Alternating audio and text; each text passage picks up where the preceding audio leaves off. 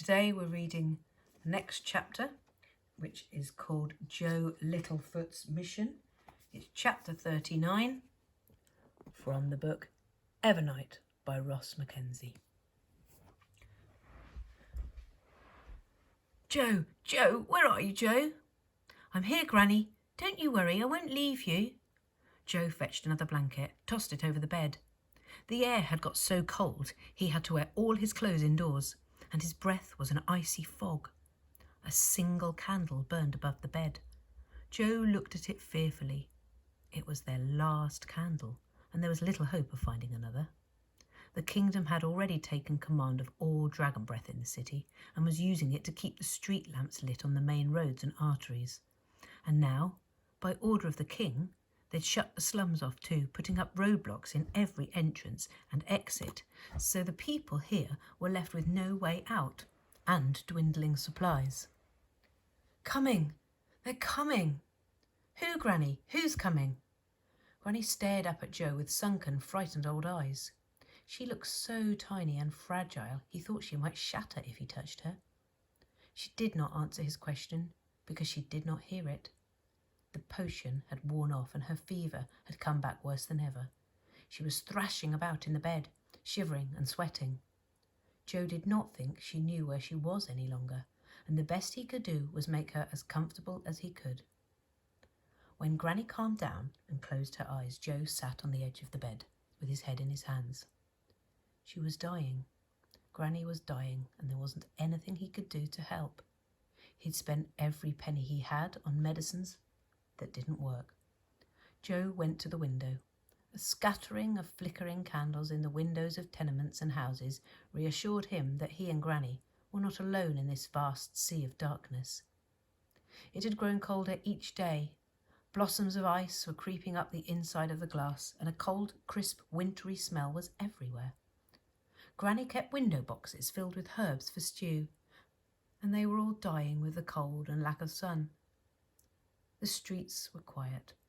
The darkness had brought a couple of days of chaos and looting and panic, and then the coppers had come and battered people into submission. Now the roadblocks penned them in. Joe had heard that some desperate, frightened cows were sometimes trying to force their way through, and when they did, the coppers were shooting them dead. He pulled his coat tighter around his freezing body, looked to the EVERNIGHT sky, squeezing all the light and hope and happiness from the world.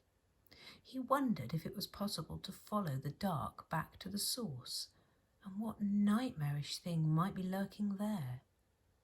Then he thought of Lara. I wonder if she made it out of the city. What were you thinking, Lara? Getting mixed up with hags, eh? What will become of you? He had heard about her run-in with old Hans, of course, could scarcely believe she'd tried to harm him, that she was a hag. But something about her had been different the night the darkness came, when she'd shown up at his house. A lightning-bright idea flashed in his head. Old Hans! Of course! If anyone can get me a potion, it's him. Old Hans had always been good to Toshers. Joe checked on Granny, tucking her blankets tight, kissing her sweat-slick forehead. She was sleeping deep. I'll be back soon. According to the church clock, it was just after 10 in the morning, but it may as well have been midnight. Here and there, Joe would find a store or pub open, but mostly the place was quiet, and without the street lamps, the slums were a dark maze. He had heard some people had got out before the roadblocks went out around the slums, but most were trapped, cowering in their houses, praying for the sun to come back. The cobbles glistened under a thick frost coat, and Joe's every step made a crunch. The darkness was so thick he was mostly navigating from memory. On Needle Street he tripped over something soft. He did not stop to think what it might have been, and fell in front of a stray flesh-and-blood horse, just managing to roll quickly away to avoid being crushed under its hooves. When he reached Bone Alley, Joe was not surprised to find a warm glow coming from Old Hans's shop. Lara once told him that Old Hans had never missed a day's business, and that even if death had come for Old Hans in the night, his ghost would be there at first light, throwing up the shutter. Ting-a-ling-a-ling! Old Hans was behind his counter, He looked up from his ledger, peered over his glasses, his head trembling up and down in a never-ending series of little nods. "Why, Joe Littlefoot, it's good to see you, lad. Good to see you've recovered from that nasty business in the sewers." "Yeah," said Joe. There was no time to waste, so he got right to the point. "Do you have any potions, Old Hands?" Old Hands stared at him, seemed almost to stare through him. "Dealing in magic is illegal, boy. I know that. I also know you can make a lot of money selling that stuff. Please, Old Hands, it's Granny. She's dying from fever. Will you help me?" Old Hands continued to stare. He leaned closer over his counter. "Even if I had such a thing, Joe Littlefoot, it wouldn't come cheap. How would you propose to pay for it?" I was hoping you'd treat it as a loan." "A loan? I'll pay you back, Old Hands, I promise. I'd owe you." "You know perfectly well, Joe Littlefoot, I don't deal in loans. A promise isn't worth the air it takes to speak it." "What if I work for you?" said Joe, becoming desperate. "I could be useful around here, and I could bring you everything I find in the tunnels until you get your money. Double your money." Old Hands took off his glasses, came out from behind the counter, locked the door of the shop, and held up a finger. "What I'm about to say, don't leave this room. You understand, boy?" Joe nodded. The hope in his chest made him feel like he was about to lift off the floor. "I might have a potion such as the one you're after." "I knew you would. I knew it." Old Hands held his crooked finger up. Maybe you coming here was meant to be, Joe Littlefoot. Something has recently come to my attention. I've been doing some digging around, making use of my contacts. I got lots of them, you know. Turns out there's a certain object I want just as bad as you want this potion. Maybe more. And to get it, I'd need a burglar.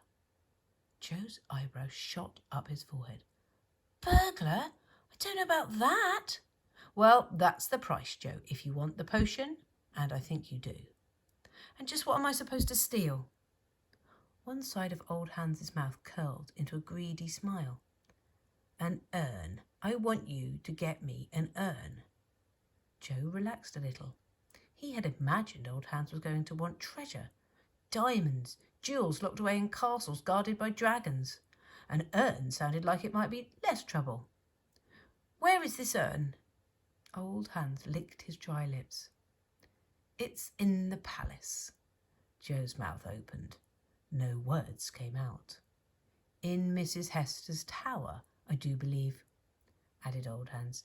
You want me, said Joe, to steal from the most powerful witch in the kingdom?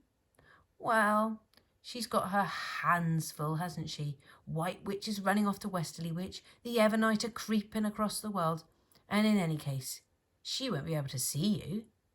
She won't? No, on account of you being invisible. Joe's head was spinning. Invisible? Old Hans let out a wheezy chuckle. I got more than healing potions, boy. You got an invisibility potion? I will have by tomorrow night, said Hans. It's as simple as this. If you want that healing potion, if you want to save your old granny, then you'll get me that urn. Old Hans offered Joe a hand. Joe hesitated, then shook it. Tell me, what's so important about an urn anyway? You let me worry about that, Joe Littlefoot, he said, Old Hans, and there was a sparkle in his eyes Joe had never seen before. Just be here tomorrow night, midnight. I'll be a-waiting.